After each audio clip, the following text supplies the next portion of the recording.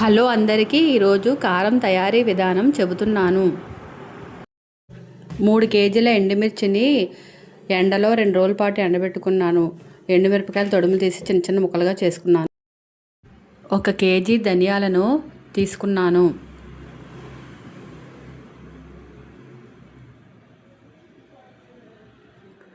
అర కేజీ జీలకర్ర కూడా తీసుకున్నాను.